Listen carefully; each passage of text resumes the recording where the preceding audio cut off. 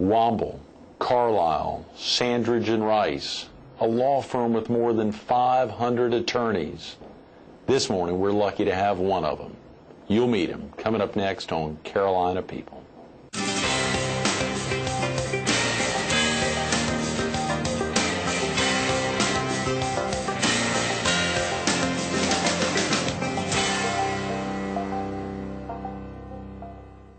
Good morning. Welcome to Carolina People. This morning we're at Puckett, Sheets & Hogan, the Grand Strand's largest independent insurance agency here on 21st Avenue North in Myrtle Beach.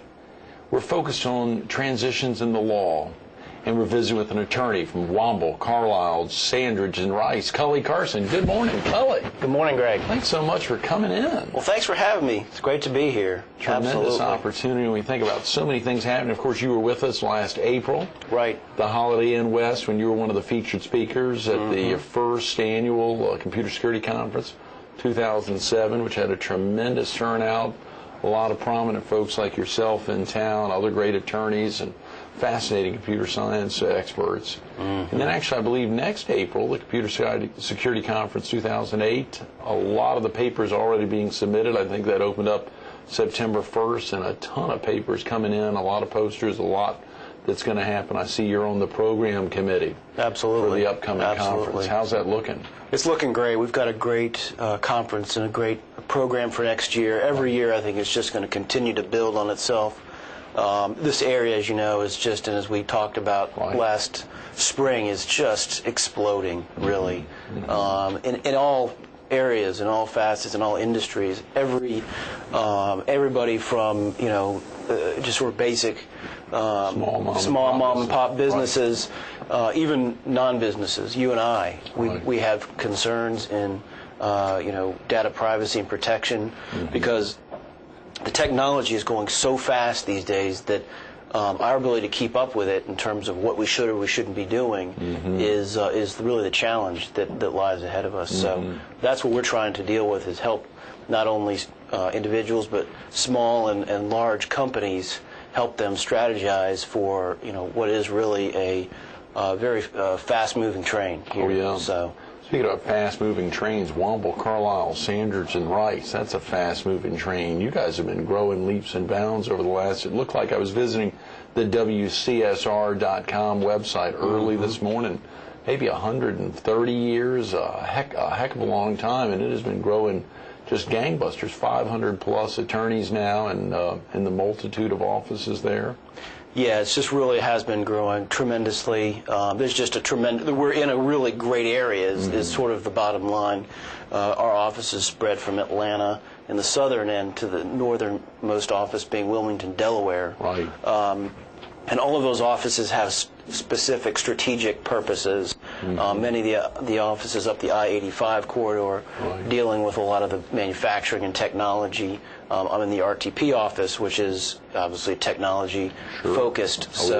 But there's just a tremendous amount of growth in this area, the southeast. But of course, our clients are not only southeast, based clients. Sure. But worldwide. But it's a great platform. This area is just a great platform, and there are just tons of businesses that are moving to this area. I mean, in the RTP alone, I mean, you look at Fidelity Investments, one of the biggest financial brokerage houses, in the world, is moving its corporate headquarters from Boston to the Research Triangle Park, right down the road. So it's just, you have Novartis is building a huge plant there in RTP. So there's just a tremendous amount of growth, a tremendous amount of business that's being conducted, and we're really in the epicenter of a lot of that. So it's been a great place to be.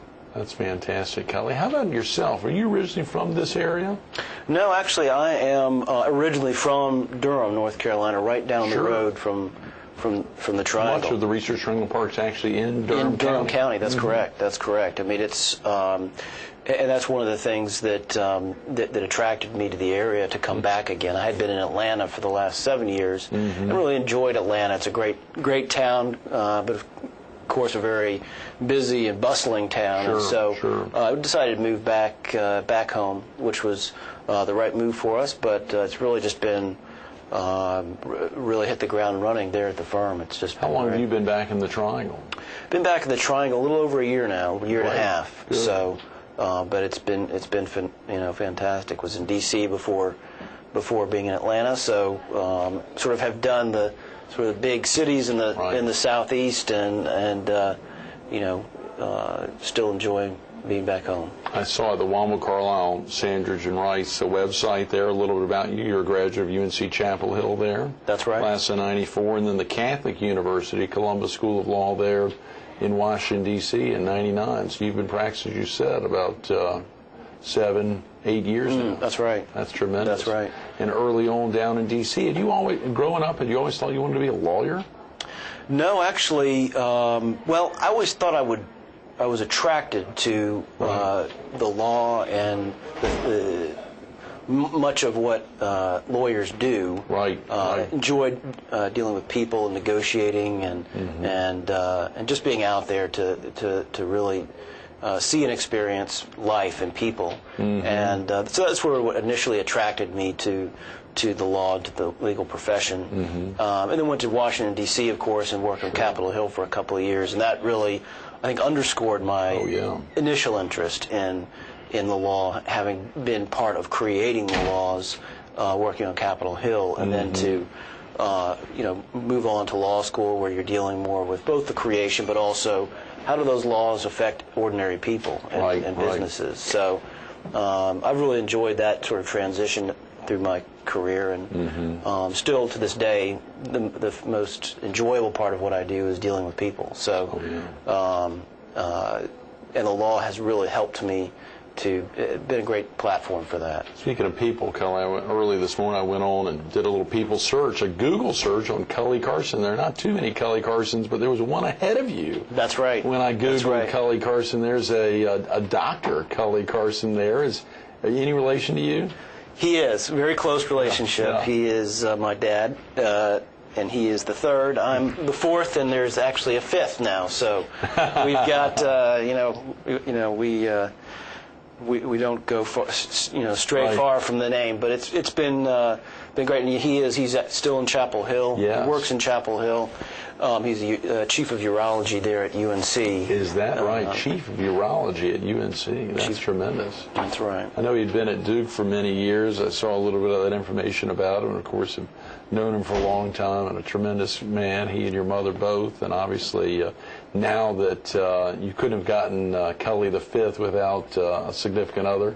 Right. You married a lawyer as well, I believe. That's right. I married my wife, Sarah. She and I met in law school, in contracts class, actually. Is that right? In D.C.? Right. In D.C. That's right. We met in first year of law school, and started dating, and the rest is history. Was it love at first sight? It was. I mean, for me, I was. For you. Yeah, I was actually dating someone at the time, and so wow. It got a little bit complicated there. But she. But as soon as I saw her across the class, I said, I need to get to know that girl. Get rid of it. And so, and so there was, so got to know her a little bit more in class, and then outside of class, and then, we graduated in '99, and then actually got engaged while we were in law school. And then moved down to Atlanta and got married. So it was great. Culley the Fifth, y'all's only child? No, we actually have two boys. Culley and William is the other. Will, we call him. Right. Two boys. Culley's 5 years old, and Will is almost two. So we are. Sarah is now at home full time with them, and she's certainly keeping busy. Chasing after those boys. So. In joining Womble, Carlyle, Sandridge, and Rice, was there a particular specialty that you wanted to focus on? What had you done during your 7 years down there in Atlanta?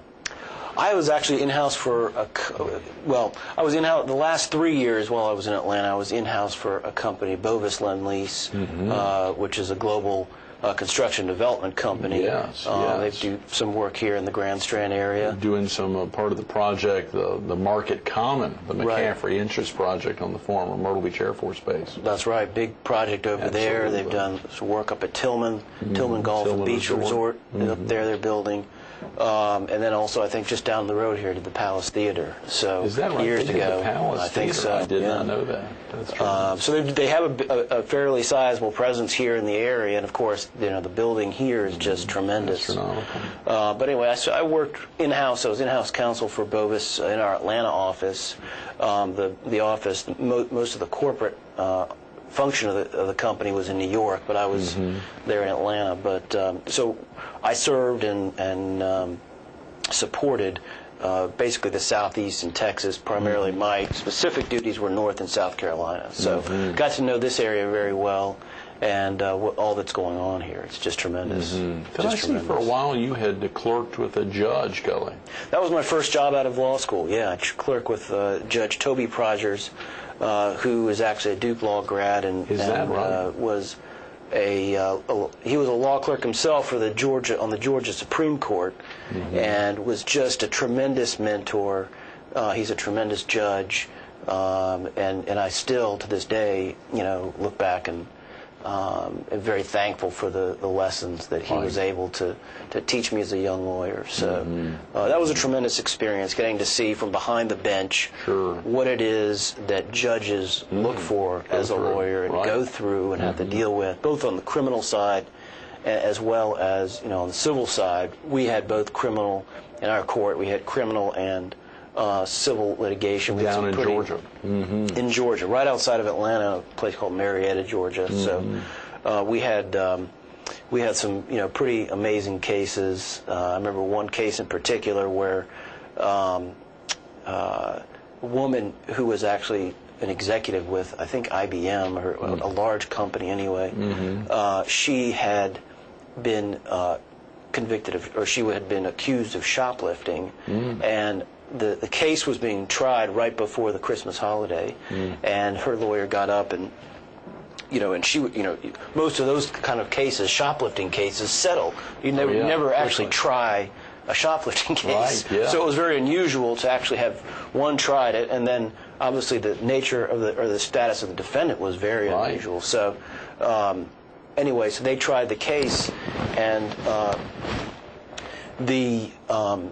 the lawyer got up and said, in his closing argument, said, ladies and gentlemen of the jury, this is a time of charity. It's a time of forgiveness. Oh my! And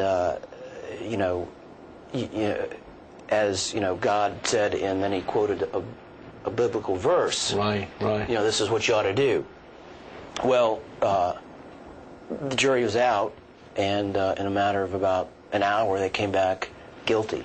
Oh yeah. And so, after, usually in these situations, the judge and usually the attorneys go back and they call it poll the jury. So they ask the jury, sort of what was going on in the jury's deliberations. Why did you come out with that verdict? Right. And they basically said, we were with you on the Christmas theme. We felt like that was, absolutely appropriate. But then you put in the Bible verse. Right. And we just felt like that was going over the line. And so we convicted your client. Wow. And to me, it was astonishing just by the fact that here you have somebody being convicted principally on, one, the closing argument, and two, sort of the choice of the lawyer in his words. Right. So not necessarily hinging on the guilt or the innocence of the defendant, but instead on how the lawyer acted. So that was really a profound sort of experience for me to see that what we say and do has a very profound impact on your clients and the public at large. Really. At large, sure.